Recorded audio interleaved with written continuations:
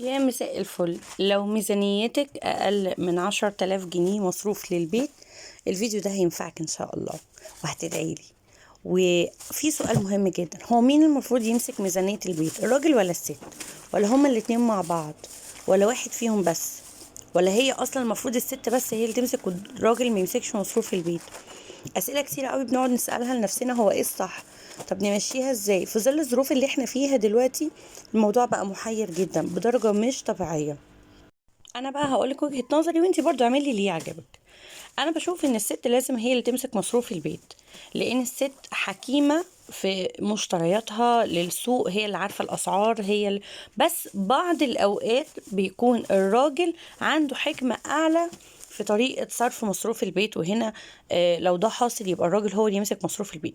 بمعنى مصروف البيت محتاج اللي يمسكه يكون حد حكيم، مش بيحب يشتري كل حاجة وخلاص، منظم، عارف هو هيشتري ايه واكل قد ايه وهينوع ازاي، وعارف الاسعار في كل الاماكن عشان يقدر يشتري الاوفر. هو ده الشخص اللي المفروض يمسك مصروف البيت.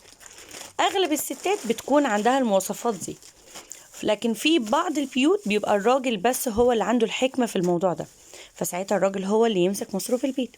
ده بالنسبة لمين يمسك مصروف البيت. بالنسبة بقى لو انت دخلك اقل من 10,000، انا ايه الرقم الكبير اللي انا بقوله ده؟ ايوه يا جماعة صدقوني، اليومين دول اللي عاوز يصرف على البيت كويس، كمصروف للبيت، الاكل والشرب والميزانية والكلام ده كله، دلوقتي احنا محتاجين 10,000 جنيه. بس مين فينا معاه 10,000 جنيه مصروف البيت؟ انا بتكلم طبعا على عدد الفئة الاكبر. هو الناس اللي امكانياتها ما تسمحش برقم زي دوت كمصروف للبيت في الشهر. كلنا بيتراوح يعني ارقامنا اقل من كده. انا بتكلم على الفئة اللي متوسطة. كلنا بيتراوح مصروف البيت ما بين، على حسب بقى كل حد وميزانيته وكل دخله، 2000 3 4 5 6 ايا كان الرقم. احنا حقيقي محتاجين نوفر كويس قوي، وعشان نوفر محتاجين نكون عارفين الاسعار في كل مكان عامله ازاي، وده اللي انتوا هتستفيدوا بيه من فيديو النهارده ان شاء الله. اول حاجه هقول لكم اسعار اللي انا جبتها من الفرجاني. الشهر ده انا جبت زي ما قلت لكم حاجات من سوبر ماركت الفرجاني، وحاجات تانية من سوبر ماركت فتح الله. حبيت انوع لاني بقيت يعني اتحرك في اكتر من مكان علشان اشوف الاسعار المناسبه في كل مكان. اي نعم ده بيتطلب مني مجهود زياده، لكن طبعا الحياه حاليا بقت صعبه جدا، ولازم نقنن الميزانيه اكتر، فبندور على طرق اكتر ايه تساعدنا ان احنا نقنن الميزانيه بتاعتنا ونجيب كل الاساسيات بتاعه البيت بالميزانيه بتاعتنا، اللي هي طبعا ما بتزيدش، بتبقى زي ما هي، لكن الاسعار هي اللي عماله تغلى.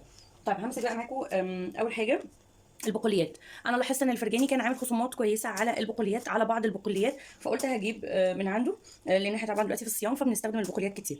اول حاجه فول تدميس. فول التدميس دوت هو اصلا ب 34 وعليه خصم عنده 6 جنيه.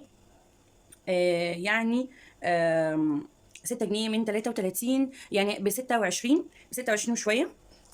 طب 26 او 27 بمعنى صح، الى حاجه بسيطه يعني. فكيلو 27 وفر 6 جنيه ده كويس قوي. فده كده فول التدميس عامل 26 او 27. نيجي بقى للفول المدشوش. هو اصلا ب 30 جنيه وعليه خصم 5 جنيه. او بمعنى صح هو ب 31، لان هو بيبقى ب 30 95. ب 31 وعليه خصم 5 جنيه، فبرضه يعتبر سعره كويس قوي. ده معناه ان هو عامل حوالي 26. نيجي بقى للعدس بجبه.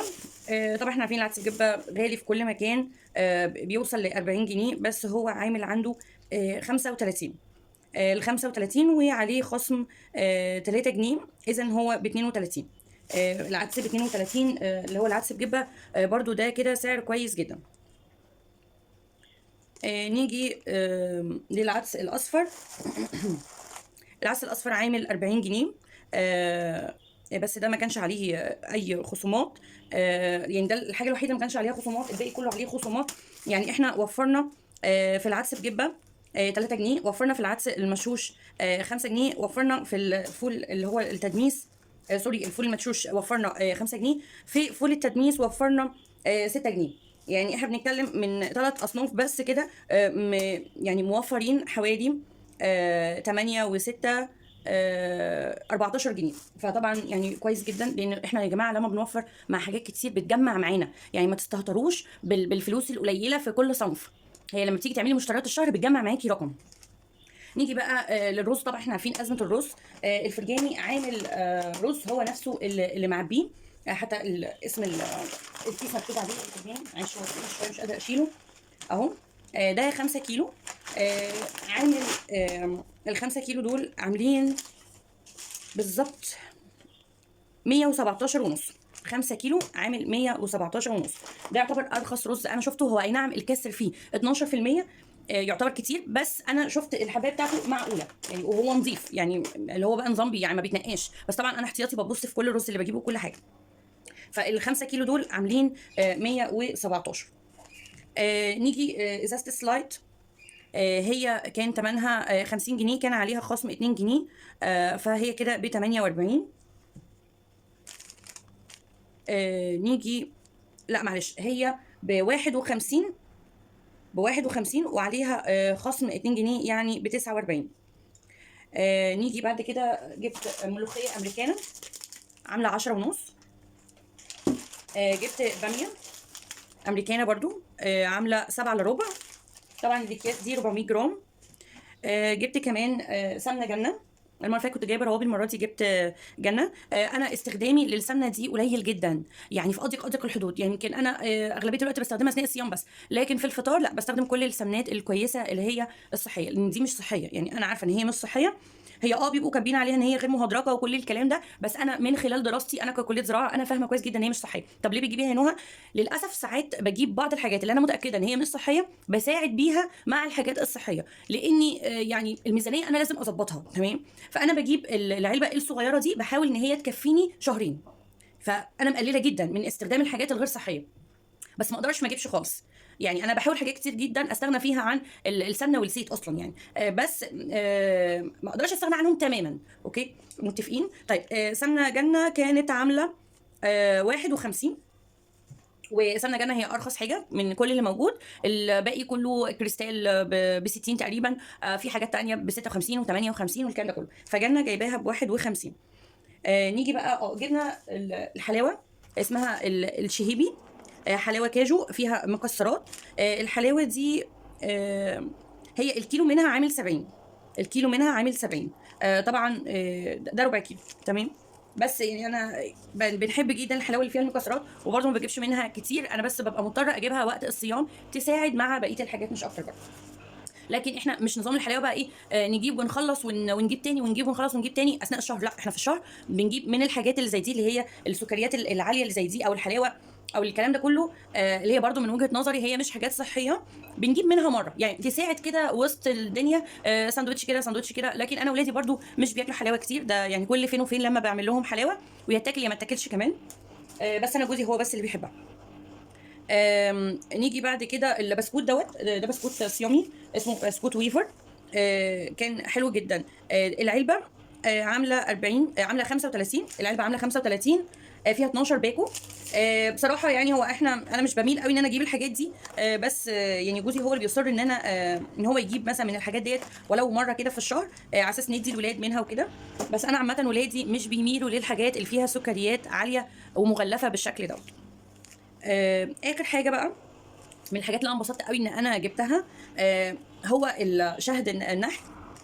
اسمه شهد النحل دوت فيه الخليه بتاعته تمام. وطبعا ده انا مش عارفه افتحها دلوقتي عشان مش عايزه اقطعها. هي تقريبا بتتخلع كده. ثواني. دي كانت عامله 45. هي الكميه مش كبيره على فكره، بس انا عارفه انه ده فايدته اعلى من العسل العادي اللي من غير شمع. فانا قررت ان انا اجيب منه المره دي وهنجرب. هو سعره ما يعتبرش طبعا رخيص. الكميه دي كميه قليله قوي، مش كبيره، مش زي اللي بتبقى في البطرمانات، لا دي كميه صغيره. بس قلنا هنجرب وهنشوف يعني هيبقى اثرها ازاي على صحه الولاد وكده. انتوا عارفين ان هم بقى لهم فتره تعبانين وكده، وانا بحاول اغذيهم قدر الامكان. دي كده الفاتوره بتاعه الفرجاني، ودي الحاجات اللي انا كان بالنسبه لي اسعارها كويسه في الفرجاني. طب ليه انا ما جبتيش حاجتك كلها من الفرجاني بالمره؟ زي ما قلت لكم انا في حاجات هنا شفت اسعارها كويسه، وفي حاجات تانية شفتها في فتح الله اسعارها كويسه كمان. انا بالنسبه لي فتح الله اقرب لي. انا لما اشتري المشتريات دي من مكان بعيد انا هتعب جدا في التنقل، ان انا اقعد انقل حاجه من مكان بعيد لغايه بيتي. لكن انا عندي فتح الله تحت البيت بالظبط، عشان كده بيسهل عليا مهما كانت الشنط كتيره بقدر اطلع بيها على طول. نيجي بقى نشوف الحاجات اللي جبناها من فتح الله. نيجي بقى للحاجات اللي انا جبتها من فتح الله، وحاولت اغير شويه حاجات كده المره دي في طريقه مشترياتي علشان اوفر بيها اكتر واقدر اجيب حاجات تانية انا ما كانش قبل كده بينفع اجيبها. طب يلا بقى هنبتدي. انا هبتدي معاكم بالفاتوره علشان خاطر يعني اسم في الفاتوره عشان ما اتلخبطش. واقول لكم الاسعار بالظبط. اول حاجه انا غيرت من اريال لتايت جل باللافندر. انا برضو كنت بجيب اريال باللافندر، لقيت اريال ب 155، فلقيت ان انا لا مش هينفع اجيبه الشهر ده. جبت تايت ب 120 اهو، نفس الوزن، 3 كيلو 300، وبرده باللافندر. وزي ما قلنا احنا بنوفر في مسحوق الغسيل بتاع الغسالة الاوتوماتيك، بان احنا الحاجات المتوسخه قوي بنعمل لها نقع. واللي عاوز يعرف موضوع النقع دوت انا هبقى اتكلم فيه تاني ان شاء الله الفيديو اللي جاي، بس اكتبوا لي في الكومنتات. جبت برتقال بسره، كان الكيلو عامل 8 ونص اهو. انا دايما بجيب الفاكهه اللي تكون عليها عروض في فتح الله، بقيه الفاكهه بجيبها من السوق عادي جدا او من الفكاهين. كمان جبنا البرتقال البلدي، كان الكيلو عامل 6 ونص. انا كل حاجه بقول لكم تمن الكيلو كام، مش انا جايبه قد ايه عشان ما تتلخبطوش معايا. جبنا ايه تاني؟ طبعا بجيب اندومي. انا جوزي يعني من وقت للتاني كده بيحب ياكل اندومي. انا جايبه 3 اكياس بس، مش جايبه كتير. يعني 3 4 اكياس على الشهر كله مش قضيه، مش ازمه، طالما هي مش بتغني عن الوجبات الرئيسيه، وده من كلام الدكتور. بس طبعا برضو ده مش معناه ان انا اجيب كل يوم التاني اندومي، لا. انا رافضه الموضوع ده. نيجي بقى لموضوع الشاي ده اللي عامل ازمه اصلا في كل حته. طبعا احنا عارفين ليبتون وصل 60 جنيه. كل يعني معظم الشاي، انواع الشاي كلها غليت جدا. فانا قررت اجرب المره دي الجوهره. انا طبعا جربت معاكم حاجات كتير جدا. عايزه اقول لكم ان الشاي اللي انا جبته المره اللي فاتت اللي هو كان بتاع اهل مصر، انا شخصيا ما عجبنيش. ممكن تجربوه مثلا في علبه صغيره وتقرروا اذا كان يعجبكم او لا. هو يعني رخيص، كان معاه حوالي 25، بس 25 ده كان الشهر اللي فات. صراحه الشهر ده ما بصيتش على سعره هل غلي ولا بنفس الثمن. المهم ان انا المره دي قررت اجرب الجوهره. يعني بسبب طبعا موضوع الاسعار احنا مضطرين نجرب انواع كتير ما كناش بنفكر نجربها قبل كده. الجوهره عامل 36. نيجي بقى مكرونه لمتنا عامله 20 جنيه. جبت منها الشعريه بس، لان ما لقيتش الشعريه من الانواع الثانيه اللي انا جايباها بسعر اقل، كانت عامله 19 جنيه. يبقى مكرونه لمتنا بس انا جايبه منها الشعريه كيلو، عامل 20 جنيه. ذره الفشار، طبعا ذره الفشار بقت غاليه جدا، بقت ب 44. انا جبت نص كيلو. هو انا بصراحه كاستهلاك انا بحتاج اكتر من كده، بس يعني قلت برضو هقنن بما ان هي غليت، فجبت نص كيلو بس. جبت مقرمشات. المقرمشات دي الكيلو عامل 64، بس يعني انا جبت ربع بس. برضو يعني نوع من انواع التسليه من وقت للتاني، هم كميه مش كتير، ربع كيلو على الشهر كله. يعني ممكن بيتاخدوا على 4 مرات مثلا للولاد في المدرسه مثلا، كحاجه تحليه بدل ما يشتروا حاجات من بره. بس فكده الستيكس دي او المقرمشات دي كانت عامله 64. على فكره في مقرمشات كتير وكانت عامله اغلى من كده، ب 75 ب 80. في برضو كان ب 50. يعني في تشكيله كده عند فتح الله في المقرمشات عند العلافه.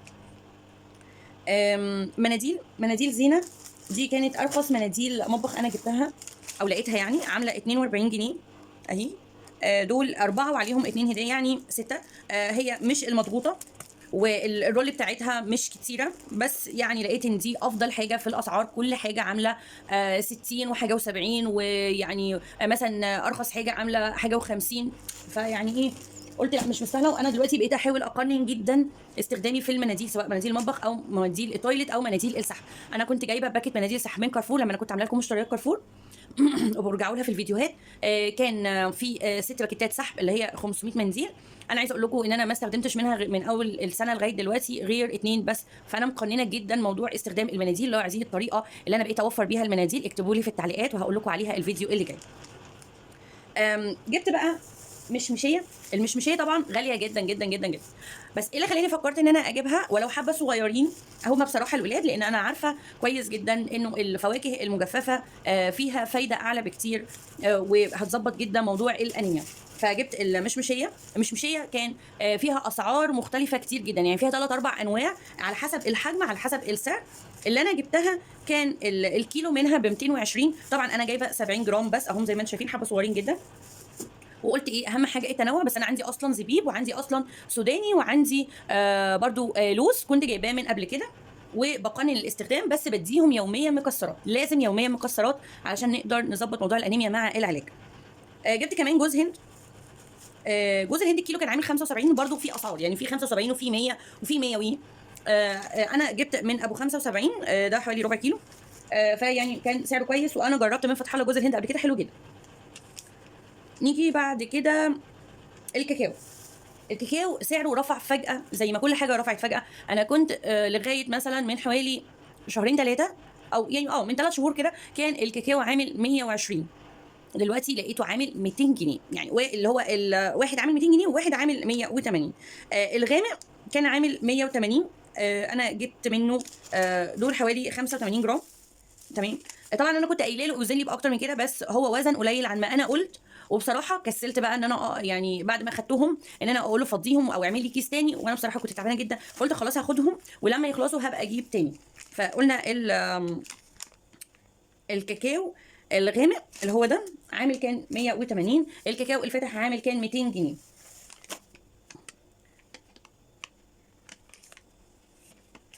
جبت كمان مكرونه بقى. جبت بساطه كانت عامله 19 جنيه. جبت منها 4 انواع. جبت القلمه، دلوقتي ارخص مكرونه في فتح الله عامله 19 جنيه. وجبت اللي هي بتبقى يعني عامله كده اسمها الهلاليه. تمام. و جبت سباكيتي طبعا. وجبت المرمري.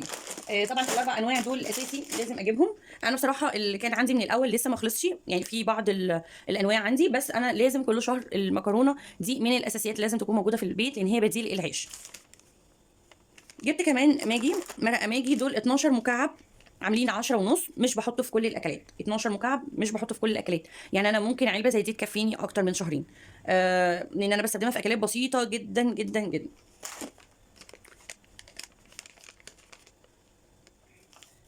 كمان جبت بتوه في الورقه. اه البلح ده اسمه تمر سلطاني. تمام. تمور المصريه. ده كان عامل 27. ده اللي هو البلح الناشف، بس مش الناشف قوي، يعني الناشف بس مش الناشف قوي، ان هو بيبقى فيه انواع كتير قوي. الكيس ده عامل 27. بصراحه انا مش باكله ولا الولاد بتاكله، بس جوزي بيحبه جدا جدا جدا، فهو جايبه. احنا ممكن ندوق كده، ننقنق كده معاه يعني. جبت كمان البن. بصراحه يا جماعه بقالي 4 شهور ما بجيبش بن، لما دماغي دي خلاص يعني باظت. هو مش ما بجيبش عشان ما كانش عندي، لا انا كان عندي بس حبه صغيرين، ففضلت اقنن الاستخدام اقنن الاستخدام. يعني وصلت لمرحله اني خلاص مش قادره اتحمل، وانا الفتره دي تعبانه جدا جدا جدا. يعني كان في يعني عندي مشكله كده، وكنت بطلت الدواء بتاعها من دماغي، وده كان غلط. وهبقى احكي لكم على الموضوع دوت علشان يعني تاخدوا موعظه كده من اللي حصل لي. هبقى اقول لكم عليه ان شاء الله المره الجايه، لان هو موضوع مهم جدا وانا عايزه اتكلم فيه، لان هو بيسبب مشاكل لستات كتير جدا وهي مش واخده بالها. المهم يعني، فانا قررت ان انا المره دي اجيب بن. بس طبعا البن الحلو اللي انا بيعجبني بقى غالي جدا جدا بطريقه مستفزه، فقلت لا مش هينفع طبعا. اضطريت اجيب النوع ده. انا اول مره اجيبه، هو كميه صغيره، هحاول برضه اقنن الاستخدام. على الاقل هشرب مره في اليوم. انا بقالي فتره كنت بشرب كل كام يوم واحده، بس مش قادره اتحمل، لا محتاجه كل يوم كوبايه. فهستخدم ده، يا رب يطلع كويس. لو طلع كويس هقول لكم. اسمه سفينة بول. سفينة بول. هو في اللي هو يعني دوت، انا جايباه ساده فاتح، في باللون البرتقاني وفي باللون الاخضر وفي معرفش باللون الايه. انا مش بصراحه ما خدتش بالي هو ايه الفرق بين الالوان، بس لما اقرا التفاصيل دي ممكن ابقى اقول لكم عنه. المهم ان البن دوت طلع بكام؟ الحبه دول طلعوا ب 20 جنيه. دول 100 جرام، 100 جرام بس ب 20 جنيه. يلا نعمل ايه نعمل ايه بس يعني ربنا كريم. جبت بقى كوفي ميت. تمام. كوفي ميت عامل 34 جنيه. كوفي ميت 170 جرام عمل يعني 34 جنيه. صراحه يعني هي جت عليه ما جاتش عليه. طبعا انا بستخدمه على القهوه وعلى الشاي علشان كمبيض، يعني بديل للبن. جبت كمان القراصيه. راحت فين؟ راحت فين بتاعي؟ القراصيه دي كانت الكيلو عامل 200 جنيه او 195 بالظبط. انا برضو جبت حبه صغيرين جدا، دول كانوا عاملين 65 جرام. زي انا قلت ده مع ده، مع البلح اللي انا جايباه، مع الحاجات اللي موجوده عندي اصلا من الشهر اللي فات، كل ده هيسند مع بعض ان انا ادي الولاد يعني كل يوم حاجه. نيجي بقى جبت عسل اسود. يعني دلوقتي ده بقى من اساسيات العسل الاسود، علشان طبعا برضو نقص الحديد والانيميا. انا بديهم كل يوم عسل اسود. ده انا جبت روز. العلبه دي كانت عامله 24، سعر كويس. طبعا انا هضطر ان انا كل شويه انوع في انواع العسل لغايه ما اوصل لعسل اكون شايفه انا نتيجته كويسه معاهم صحيا. انا بحاول ان انا احط في النظام الغذائي بتاعهم كل الحاجات اللي الدكتور قايل لي عليها. ولو عايزين نتكلم برضو في الموضوع ده واقول لكم الدكتور قال لي ايه بالتفصيل على موضوع التغذيه للناس اللي عندهم انيميا، وكمان عشان التركيز خصوصا ان صحه معظم الولاد اللي في سن ولادي اللي هو سن المراهقه والبلوغ والنمو بيتاثروا بحاجات كتير جدا، بيبقوا محتاجين تغذيه معينه. كمان جبت ازيز قرفه، دول 12 فتله عاملين 12 جنيه. انا غير القرفه البودر بصراحه لما باجي احط القرفه البودر عشان اشرب قرفه بتضايقني جدا في الشرب، فقررت ان انا اجيب اللي هو الفتله دوت هيبقى احسن بالنسبه لي في الشرب. انا بجيب قرفه بالجنزبيل بس ساعات ببقى عايزه اشرب قرفه بس، فجبت دي 12 فتله. جبت كمان خل، الخل ده عامل 11 جنيه. دوت برده روز جاردن. روز جاردن ده يا جماعه اللي هو انتاج فتح الله، يعني فتح الله هو اللي بيبقى عامله. جبت كمان تمر اللي هو العجوه، ده كان الكيلو ب 35. انا جبته الشهر اللي فات وبكرره تاني، حلو جدا جدا جدا يعني جدا بدرجه فظيعه، يعني بجد جميل جميل عاجب الولاد ومفيد جدا وطري وحلو. عجوه طريه وجميله قوي، تنفع في السندوتشات، تنفع في المخبوزات، تنفع في حاجات كتيره قوي. انا عملتها وهعملها لكم تاني ان شاء الله الفتره الجايه. جبت برضو ليفه. انا تقريبا كل شهر بجدد ليفه لفرد مننا من الاسره. كل حد فينا كل مره بجيب له ليفه، علشان الليفه يا جماعه بتاعت الاستحمام ما ينفعش تقعد اكتر من 3 شهور علشان البكتيريا، لازم نغيرها على طول. فكل مره بيكون نصيب حد ان انا اجيب له بقى ليفه بديل للقديمه، برمي القديمه واحط الجديده. الليفه دي كانت عامله 13 جنيه، يعني هي صغيره مش كبيره، عامله 13 جنيه. جبت كمان، انا كان عندي كنت بجيب دايما اكياس الغلق الذاتي بتاعه كوين. هي راحت فين؟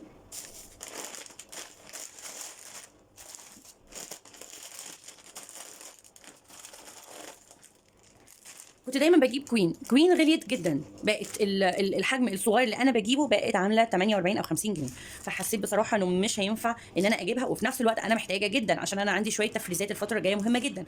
في حاجات خلاص يعني بتاعت الموسم وهتخلص ولازم افرزها، وده انا بحتاجه جدا خاصه في تفريز الخضار. فانا جبت النوع ده، هو 14 كيس، المقاس 20 في 20. دول 14 كيس كانوا عاملين 19 جنيه. انا ما يعني انا شايفه ان سعره كويس جدا، بس انا ما رضيتش اجيب منه يعني كذا باكيت، لانه طبعا في حاجات كده بتبقى لقطه فتح الله ممكن ما الاقيهاش تاني، وده مهم جدا عندي. بس قلت يعني اجيب واحده الاول استخدم منها واشوف القفل بتاعها كويس وحلو زي كوين ولا لا، وعلى هذا الاساس هقرر ان انا اجيب منها تاني او لا. دي كانت عامله زي ما قلت لكم 19 جنيه 14 كيس، المقاس 20 في 20. جبت جوانتي اللي هو الجوانتي البلاستيك، ده كان عامل 8 ونص. ده انا بحتاجه كتير طبعا وانا بعمل التتبيلات وبعمل حاجات كتير قوي، الحاجات اللي هي ممكن تضر ايدي او بتحرقني في ايدي، زي ما بكون زي ما باجي اعمل مثلا الفلفل والكلام ده كله، لا يعني بستخدم الجوانتي البلاستيك ده في حاجات كتير جدا. ده عامل 8 ونص. الكيس صراحه مش مكتوب عليه فيه كام، بس ممكن يكون فيه مثلا 50 كيس 100 كيس حاجه كده يعني. جبت كمان معجون اسنان سيجنال، ده كان عامل 13 جنيه. دول اللي هو 50 مللي وعليه خصم 15%، فكان عامل 13 جنيه. جبت كمان اسفنجه بتاعه الشوزات اسمها كراون، دي كانت عامله 13 ونص. طبعا بنحتاجها على طول في تلميع الشوزات وبتسهل علينا جدا. وبس دي كده كانت مشتريات فتح الله والفرجاني. يا رب اكون فدتكم بان انا قلت لكم الاسعار. دايما قبل ما تشتروا انصحكم تلفوا لفه لو انتوا حواليكم كذا سوبر ماركت، وتركزوا انتوا عايزين اصلا انتوا تبقوا نازلين بورقه كاتبين فيها ايه الحاجات اللي انتوا عايزين تشتروها. لما هتركزوا في الحاجات اللي مكتوبه مش هتجيبوا حاجات زياده كتير، حتى لو جبتوا حاجات زياده هتبقى كام حاجه كده بسيطه. انا كنت عامله كده، كنت كاتبه ورقه ومصوراها على الموبايل وماشيه ابص انا محتاجه ايه، مش لازم كل حاجه حواليا اجيبها. ممكن وده اكيد يعني بيحصل معانا، ممكن واحنا ماشيين في السوبر ماركت نفتكر حاجه واحنا ماشيين يعني كذا ده فعلا نسيت اكتبه يعني، بس انا محتاجاه فعليا، يعني حاجه مثلا كانت خلصانه عندي ولما شفتها على الرف انا افتكرت ان الحاجه الفلانيه خلصت. يعني مثلا هديكم مثال، انا كنت الورقه ما كتبتش فيها خل، اول ما شفت الخل افتكرت ان انا ازازه الخل بتاعتي عندي فيها حبه صغيرين فقمت جايبه، وهكذا. بس مش لدرجه ان انا هعمل مشتريات فظيعه. ودايما اول حاجه ندخل نشتريها، ودي يعني النصيحه اللي انا بعمل بيها بقالي يعني سنين، ان انا اول حاجه ادخلها اجيبها اول ما ادخل السوبر ماركت الاساسيات اللي لا غنى عنها، وبعدين ابتدي اتدرج واجيب الحاجات اللي هي ثانويه شويه، الحاجات الترفيهيه شويه. بس احنا هنقنن موضوع الحاجات الترفيهيه دي خالص الفتره اللي جايه. انا اوريدي قننتها عن الفترات اللي فاتت بكتير، يعني انا كل ماده بقنن خالص. يعني ممكن نقول ان الحاجات الترفيهيه واللي هي يعني مش ذات اهميه قوي اللي انا جبتها في كل المشتريات دي، ممكن يكون مثلا البسكوت، ممكن تكون الحلاوه، ممكن يكون النودلز او الاندومي، يعني حاجات مش مكمله، يعني مش عارفه اقول ايه، يعني بصوا مش مكمله حتى 80 جنيه، تمام، مش مكملاهم. في وسط الفواتير اللي انا جايبها دي كلها، مش يعني حاولت اقنن. هو بالنسبه لي البسكوت مش مهم بالنسبه لي انا، يعني مش حاجه صحيه يعني، بس دي شويه حاجات بتبقى مطلوبه كده من وقت للتاني للولاد، تديله باكو بسكوت بدل ما يعني كنوع من انواع التغيير، لان انا معوده ولادي ان هم مش بيشتروا حاجه يوميا كحاجه حلوه مغلفات وكده، لكن انا بديهم كل حاجه من البيت، وعشان كده بجيب دايما الذره الفشار، بعمل فشار، بجيب ممكن مقرمشات. الكلام ده كله لما بنجيبه مره واحده في اول الشهر بيقلل استهلاك الحاجات اللي هو الجايبان اليومي دوت، تمام. بس ده كده كان يعني الفيديو بتاع النهارده، يا رب تكونوا استفدتوا منه اي معلومه ولو بسيطه. من فضلكم لو عجبكم الفيديو حطوا لايك، اكتبوا لي كومنتات في لو عندكم سؤال عن اي حاجه انا حتى مش جايباها وعايزين تعرفوا سعرها، لان انا بصيت على اسعار حاجات كتير، لو انا الحاجه دي عارفه سعرها هقول لكم عليه، لكن لو ما بصيتش على سعرها برضو هقول لكم. كمان يا ريت تعملوا شير للفيديو، علشان يعني ممكن المعلومات دي تفرق مع حد، بنوته لسه بتبتدي حياتها جوه البيت، لسه متجوزه، ما عندهاش خبرات في ازاي تدير مصروف البيت، ممكن فيديو زي ده يفرق معاها، فتبقى انت كده نفعتيها. بس اقول لكم بقى باي باي.